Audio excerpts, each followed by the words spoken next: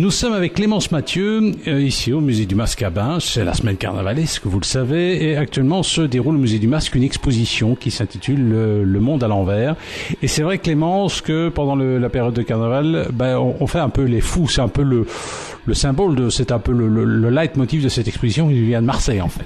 Voilà, donc c'est une exposition qui a été créée en coproduction avec le MUSEM de Marseille et qui a donc eu lieu à Marseille jusqu'à fin août 2014 et qui est maintenant chez nous.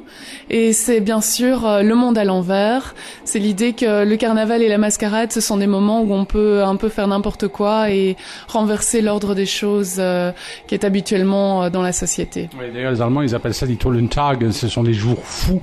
Eh ben, on va être fou un petit peu. Nous sommes avec Clémence Mathieu, qui est commissaire adjointe d'une exposition qui se tient actuellement au musée du Masque à Binche et qui s'intitule Le monde à l'envers. Alors, Clémence, ça commence par quoi, en fait ?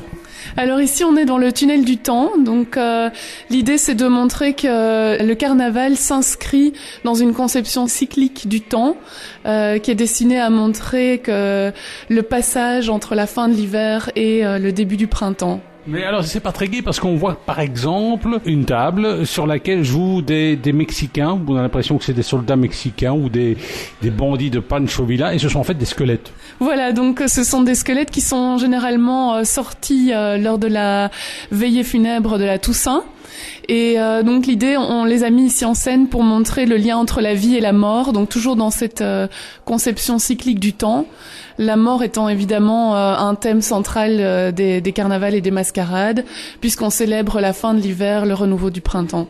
Vous dites ça avec le sourire en plus, c'est ça qui fait un peu peur quand même. Quand même. Nous sommes avec Clémence Mathieu, commissaire adjointe d'une exposition qui se tient en ce moment au musée du Masque de Binche, une exposition intitulée Le monde à l'envers. Mais c'est vrai que durant la période de carnaval, on peut se permettre de faire des folies et de faire des choses que l'on ne fait pas le reste de l'année. Alors on a quitté l'entrée. Alors ici, dans cette salle principale, on peut voir pas mal de documentaires. Qu'est-ce qu'il y a exactement ? Donc ici, vous entrez dans la première section de l'exposition qui est dédiée aux pratiques traditionnelles qui se déroulent pendant ces carnavals et ces mascarades. Et donc l'idée, c'est de montrer l'aspect commun de toutes ces thématiques à travers toutes les mascarades européennes. Et donc la première salle ici est consacrée aux sonneurs de cloches. Donc comme vous pouvez l'entendre, c'est l'occasion de faire un vacarme avec toutes les cloches qu'on fait sonner. Et donc le but de ce vacarme, c'est de réveiller le printemps. Ah bah dis donc. Alors c'est des costumes qui nous viennent d'un petit peu partout en Europe surtout. Voilà, donc c'est essentiellement des costumes d'Europe. On a notamment un Mamouton de Sardaigne, un Courmayeur d'Italie, un Carretto du Portugal, un Hansel d'Allemagne. Et un Gilles de Binche. Et un Gilles de Binche, bien sûr. Nous sommes avec Clémence Mathieu, commissaire adjointe d'une exposition qui s'intitule Le monde à l'envers, et ça se déroule au musée du Masque de Binche, une exposition à découvrir en ce moment. Alors il y a plusieurs sections, c'est quand même une grande exposition, je crois, Clémence. Oui, tout à fait. Donc à Marseille, l'exposition se déroulait sur 1500 mètres carrés et ici sur 800 mètres carrés, parce que notre musée est évidemment plus petit que le MUSEM, mais on a réussi à mettre la majorité de l'exposition dans notre musée, et pour ce faire, on a dû déplacer une grande partie de nos collections permanentes. Ouais, ça a été un boulot, hein. Alors, ce qu'on voit ici dans la deuxième section, ce sont les chapeaux, c'est bien ça ? Voilà, donc ce sont les chapeaux de printemps.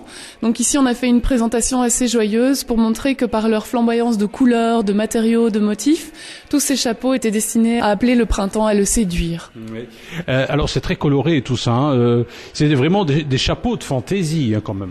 Voilà, exactement, mais c'est le but du carnaval, hein, c'est d'être dans la fantaisie. Moi, celui que j'aime bien, c'est le chapeau masque de Guiriot. Voilà, donc il est un peu à la manière d'un éventail, il déroule ses plus beaux atours de couleurs bleu, vert, jaune, rouge, etc. Oui, alors il y a des trucs un peu plus sinistres, hein. Par exemple, moi je vois cette espèce de drapeau noir comme ça, c'est un chapeau masque de Zottler, c'est bien ça, deuxième moitié du XXe siècle. Oui, exactement. Mais l'idée ici, c'était de montrer que, de nouveau, par la présence des plumes de paon, que donc un peu à la manière d'un paon, on va dérouler ses plus beaux atours pour séduire le printemps.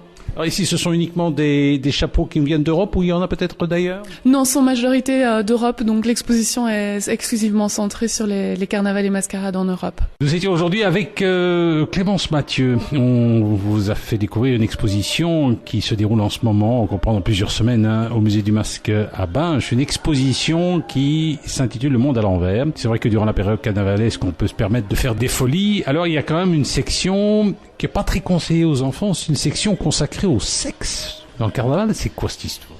Voilà, donc en fait les carnavals sont des moments où on peut se permettre un peu n'importe quoi, et notamment les hommes qui ennuient les femmes et qui font des mimes de coït sexuel et des choses assez étonnantes. Et donc le but c'est d'une part d'être subversif, mais également d'attirer la fécondité des femmes en rapport avec la fertilité des terres pour l'année à venir. Ouh là là, c'est un peu recherché quand même tout ça, non? Voilà, tout à fait. Alors il y a par exemple derrière vous une espèce un homme de paille en forme de phallus, disons-le clairement. Oui, exactement. Donc il sort à Mézy en France et c'est évidemment assez clair. Voilà. En tout cas, il y a encore plein de choses à découvrir. C'est à découvrir en ce moment au musée du Masque de Binche.